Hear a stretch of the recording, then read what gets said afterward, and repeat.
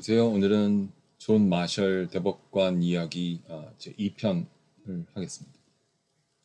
지난번에는 존 마셜 대법관이 연방 문제에 관해서 연방대법원이 주대법원에 대해서도 관할권을 갖는다는 그런 판결에 관여했다는 데까지 말씀을 드렸습니다.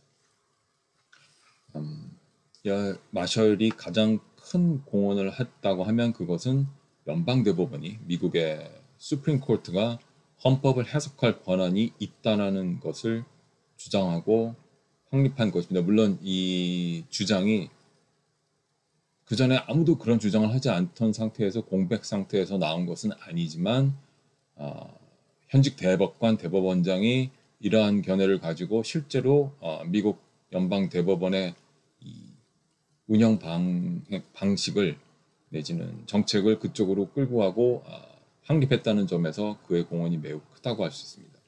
지금은 미국의 연방 대법원이 헌법을 해석할 권한이 있다라는 것은 너무나도 당연한 이야기지만 1801년에는 그것에 반대하는 의견도 충분히 있었습니다. 왜냐하면 미국의 이 법학 내지는 이 사법부의 재판은 사실 영국에서 들여온 것인데 영국은 아시다시피 의회가 먼저 발달한 나라고 따라서 영국의 전통은 이 미국의 헌법에 해당하는 불문헌법이라고 하죠. 그래서 관행과 영국 의회 파르먼트가 제정한 여러 법률에 의해서 실질적인 헌법이 구성되어 있는 나라인데 그러한 미국 헌법에 해당하는 영국의 헌법의 해석 권한은 영국 의회에 있다는 것이 기본적인 오래된 영국의 전통이었습니다.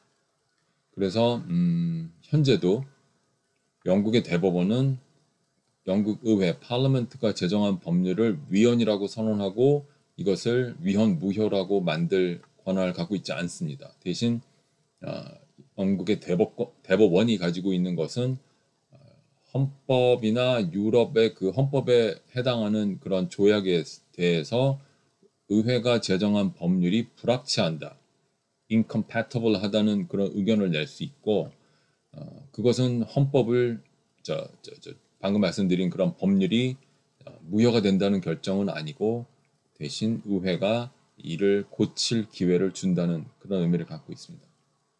다시 미국의 이 1800년대로 돌아와서 토마스 제퍼슨과 앤드류 잭슨 같은 분들은 영국의 전통적인 견해를 따랐고 그 다음에 에이브러함 링컨 훨씬 나중 이야기지만 미 연방대법원이 보통의 소송의 형태로 그런 중요한 나라의 그 근간이 되는 헌법의 문제를 해결할 권한이 있다는 주장에는 완전히 동의한 것은 아니었습니다. 그래서 대법원의 판결에 대해서 링컨 대통령은 의문을 표시하기도 했고 예를 들어서 드레드 스콧 판결 같은 경우에는 결국은 미국 대법원의 판결이 남북전쟁에 의해서 뒤집혀지게 되죠. 물론 남북전쟁만은 아니지만 하지만 마셜은 그러한 영국의 전통적인 견해에는 정면으로 반대되는 견해를 가지고 있었습니다. 그래서 유명한 마버리 vs 메디슨 판결부터 시작해서 마셜은 미국의 헌법도 법이라는 견해를 일관되게 유지했습니다. The Constitution was law라는 견해. 그래서 이 존 마셜 대법원장은 미국 헌법은 미국 사회의 정치적 면을 다루는 정치적 기초로 확립하는 문서일 뿐만 아니라 법원이 해석을 할 수 있는 중요한 법률 문서라는 의견을 가지고 있었습니다. Important legal document that could be interpreted by the court 라고 생각을 했습니다. 그리고 이것은 법률 문제로 본을 연방대법원이 최종적인 권한을 갖고 있는 그런 문제였습니다. 그래서 이 마셜 대법관의 생각, 미국 헌법은 법이고 정치적인 문서에 불과한 것이 아니라 법률 문서이며 또한 법원이 이를 해석할 권한이 있다라는 것은 당시로서는 다소 획기적인 아이디어였습니다. 물론 아주 공백 상태에서 베큐에서 태어난 것은 아니지만 마셜이 대법원장이 되었을 때 처음 대법원은 미국의 행정부와 의회 세 가지 3권 중에서 그렇게 대단히 힘세 보이는 기관은 아니었습니다. 오히려 좀 약해 보였습니다. 그래서 미 대법원은 처음에는 대법원장이 자주 바뀌었는데 제1대 대법원장인 존 제이는 6년간 대법원장을 하다가 뉴욕주 주지사가 되기 위해서 그만뒀습니다. 그 다음에 대법원장이 된 존 루틀리지는 상원의 휴회 중에 대통령이 임명을 했는데 다시 상원이 열린 다음에 상원에서 임명 인준을 거부했습니다. 그래서 현재까지 휴회 중에 임명되었으나 그 이후 열린 회기에서 임명이 거부된 유일한 예로 알려져 있습니다. 그다음 세 번째 올리버 엘즈워트라는 대법원장님은 건강이 좋지 않아서 오래 일을 하지 않고 사임을 했습니다. 이런 이 짧은 기간 중에 대법원의 권한이 모호했고 사건 수도 별로 많지 않았습니다. 그리고 정해진 회의 장소도 없었고 회기도 1년에 한 달로 제한이 돼 있었고 많은 제한이 있었습니다. 그러한 문제점 어려움 속에서 존 마셜 대법원장이 미국 대법원의 연방 대법원의 권한을 확립을 시켰다는 점이 그분의 공적입니다. 그러니까 이분의 많은 결정은 또 채무자로부터 채권자의 재산권을 보호하는 것이었고 따라서 일반적으로 채무자가 더 숫자가 국민 중에 많기 때문에 그렇게 인기가 많은 편은 아니었습니다. 그리고 대법원에 올라온 몇 안 되는 노예 사건에서 존 마셜 대법원장은 재산법이라는 법을 적용을 했습니다. 그래서 이제 당연히 노예들한테는 불리한 결정이 나오겠죠. 하지만 반론에서는 노예제도가 왜 안 좋은지 안 좋은 것인지에 대해서 적대적인 그런 태도를 취했기 때문에 노예에 많이 의존하고 있던 고향인 버지니아주 사람들은 마셜의 그런 태도가 사실 불편했다고 합니다.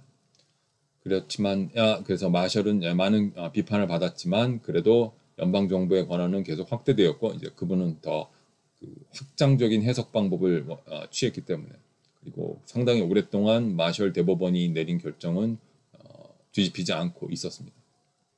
다음 정치적인 색깔을 보자면 존 마셜은 보수주의자였습니다. 그래서 조지 워싱턴, 존 애덤스 같이 1대 2대 대통령과 같이 존 마셜 대법원장도 직접 민주주의라는 것에 대해서는 회의적이었고 그다음에 헌법이 부과한 견제와 균형, checks and balances라는 그 아이디어를 선호를 했습니다.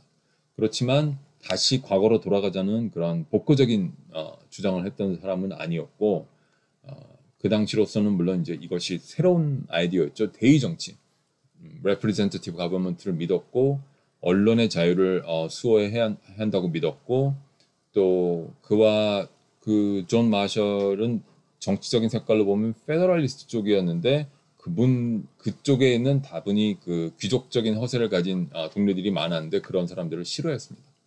그리고 당시 지금 상상하면 조금 이상한 일이긴 한데 많은 미국 사람들의 충성은 자기가 속한 주였습니다. 그렇지만 존 마셜은 이 유나이티드 스테이트 오브 아메리카 미국 합중국에 대해서 자신이 충성을 해야 한다고 생각을 했는데 그러한 이유들이 여러 가지 있지만 이분은 마셜 대법원장은 조지 워싱턴 초대 대통령을 영웅으로 여겼고 자신이 대법원장으로 취임한 다음에 무려 5건짜리 조지 워싱턴 전기를 쓰기도 했습니다. 그래서 이 전기는 30년 동안 더 좋은 전기가 나오지 않아서 최고의 조지 워싱턴의 전기로 취급을 받았습니다.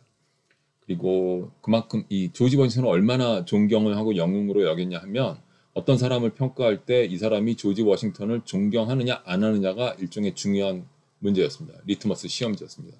그래서 토마스 제퍼슨과는 육촌 사이였지만 정치적으로 반대적 입장이었고 그래서 토마스 제퍼슨과 존 마셜은 사이가 나빴습니다. 그건 뭐 확실한데 그런 이유 중에 하나는 1790년대 후반에 제퍼슨이 워싱턴을 비판했다는 것이 제퍼슨을 싫어하는 이유 중에 하나였습니다. 그러면 마셜은 그런 애국심은 어떻게 형성이 되었냐면 이분은 20살이던 1775년에 독립전쟁에 참전을 했습니다. 그래서 미국 독립전쟁에서 싸우면서 애국심을 기르게 됐습니다. 처음에는 버지니아의 현재도 있는 카운티죠. 컬페퍼 그곳에 컬페퍼 카운티의 미닛맨들과 함께 싸웠고 그 다음에는 버지니아의 제11연대와 함께 싸웠고 그다음 독립전쟁 중에서 여러 가지 전투에서 싸웠고 유명한 밸리 포지에서 전투에서는 조지 워싱턴하고 함께 싸웠으며 스토니 포인트가 영국군에 함락될 때는 그곳에 있었습니다. 오늘은 여기까지 하고 또 다음 3편으로 이어지겠습니다. 감사합니다.